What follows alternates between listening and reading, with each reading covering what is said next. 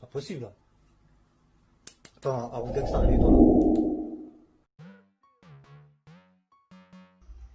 PSG Atalanta. Ouais. PSG Atalanta. Tourelle blessé à la cheville. Ah ouais, non mais. Et quand il y a plus. Et comme. Regarde, l'exemple, elle est tout à fait. Bah du coup j'ai fait une petite liste des blessés. Alors la liste, il y a Mbappé, il y a Kerrer, il a une otite. Il a une otite Kerrer, voilà, incroyable. Thiago Silva il a tout. Alors il y a Verratti. Et Verratti, il s'est blessé comment? C'est Choupo-Moting. Ce bâtard. Ce putain de traître. Bon après il y a Tourelle, mais ça c'est normal, tu vois. C'est. T'inquiète. Et après, bien sûr, Wanda et Karchi. Non, ça c'est pas vrai, voilà, c'est faux, ça je suis mytho. Bon après, avec tous les blessés, ça m'aurait pas étonné que Wanda se fout de la cheville, un truc comme ça. Après, côté Atalanta, il y a Ilicic, mais Ilicic c'est des problèmes type Thiago Silva, voilà, perte de couilles, voilà. Alors, est-ce qu'il y a moyen, Ronaldo, il va arriver au PSG, vous en pensez quoi? Moi, je pense que la question, elle est vite répondue. Non mais vous imaginez les PSG Dijon avec un trio Neymar, Ronaldo, Mbappé. Oh là là, les Dijonnais, les pauvres. Ouais, attendez, il y a mon ami Dijonnais m'appelle là. Ouais, d'accord, ouais. Donc je pense que, en plus de voir PSG Atalanta, on va surtout voir un match dans le match. Puisqu'on va surtout voir le match PSG contre PSG en fait. On va voir le PSG contre la peur. Le PSG avec ou sans les couilles en fait. Parce que le PSG avec le Qatar, faut le rappeler, n'a jamais passé les quarts. Ils ont du mal à passer les huitièmes, tu veux qu'ils passent les quarts. Donc là, c'est vraiment la meilleure occasion. Ils jouent contre l'Atalanta, une petite équipe. Enfin, une équipe qui est censée être une petite équipe.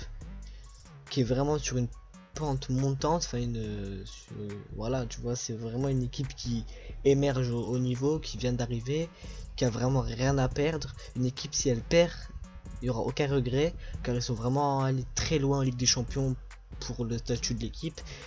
Et vraiment, il n'y a rien à perdre. Alors que le PSG, s'ils perdent contre l'Atalanta, Twitter va s'amuser. Oh, Twitter, oh, je serai présent. Faut aussi rappeler que Ilicic ne sera pas là avec l'Atalanta, car il a attrapé la maladie de Thiago Silva. Donc voilà une des compos probables, et pour moi la meilleure compo probable qu'on peut avoir, je pense, pour ce match PSG Atalanta. Alors déjà, la défense Kimpembe Silva avec le Marquinhos 106, je trouve que c'est le mieux, parce que faire jouer Silva c'est un plus. Sincèrement, Silva maintenant c'est deux joueurs en un. Silva vraiment il a toutes les qualités qu'un défenseur doit avoir, à part peut-être les couilles, mais voilà, Silva, je sais, on le sait, contre Chelsea et avec plein de matchs, il a déjà montré ses couilles. Bon, il a aussi montré qu'il en a pas. En fait, on sait pas trop. Peut-être qu'il a qu'une couille et qu'il a pas l'autre. On sait toujours pas. Kimpembe, ben, il est là parce qu'il a fait une bonne performance et parce qu'il est bon. Et parce que Kimpembe, il faut lui faire confiance. C'est un bon joueur qui manque de régularité, mais qui est fort. Je pense que les latérales, il n'y a rien à dire. Enfin, les défenseurs latérales. Marquinhos en 6. Parce que Marquinhos, il faut un Marquinhos. On a besoin de lui. Numéro 6. Parce que si tu mets pas lui en 6, tu mets qui? Dis-moi, tu mets qui? Tu vas mettre Paredes, un joueur qui bouge pas, qui va rien apporter. Contre l'Atalanta, il va se faire maîtriser, c'est sûr et certain. Alors un autre débat, c'est Herrera. Herrera, il est là parce que c'est le joueur au PSG qui se rapproche le plus de Verratti. Verratti, c'était un des joueurs parfaits contre l'Atalanta parce que c'est un joueur qui bouge, qui a du volume de jeu, etc. Qui a une très bonne technique, qui peut se défaire du pressing très facilement. Herrera, c'est à peu près la même chose, bon, à moindre niveau, mais la technique il l'a, et se défaire du pressing, il pourra vraiment plus facilement que les autres se défaire du pressing, que l'Atalanta va sûrement imposer au max, hein. Vraiment, ils vont pas lâcher, ils vont courir, etc. Et puis je trouve que le choix de laisser beaucoup d'espace à Neymar et beaucoup de liberté, c'est vraiment la meilleure chose. Vu qu'il n'y a pas Mbappé, il faut bien quelqu'un de rapide et technique pour vraiment mettre en difficulté l'Atalanta défensivement. Et surtout Neymar, il va s'amuser avec Icardi, il va lui donner des ballons. Alors je me balade sur internet comme ça, je tape Mbappé, et là, je vois ça. Alors moi j'étais pas au courant qu'Mbappé il avait rejoint le gang de pêche de Cavani. Après je vois aussi Mbappé 12 ans à prix réduit. La vie, j'ai essayé de l'acheter. Ouais, je me suis dit c'est bon, je vais l'exploiter et tout, je vais devenir riche. Voilà, j'aime bien. J'aime bien.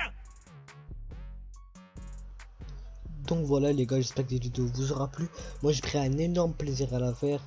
Voilà, c'est une de mes premières vidéos dans ce style là et c'est ma 4ème vidéo sur YouTube. Donc voilà, je débute, j'ai pas beaucoup d'abonnés, donc n'hésitez pas à vous abonner et à liker et à activer la cloche. Alors voilà, je suis un petit youtubeur, etc. Et j'ai besoin d'avis aussi, donc n'hésitez pas à commenter pour me dire si vous trouvez si la vidéo elle est bien ou si elle est pas bien, parce que moi je sais pas vraiment. Juste tout ce que je sais, c'est que je me suis vraiment amusé à la faire avec ce style de vidéo, je kiffe vraiment. Et qu'est-ce que je pourrais améliorer sur ce style de vidéo, que je vais sûrement continuer dans ce genre là. Donc moi les gars, je vous dis à plus.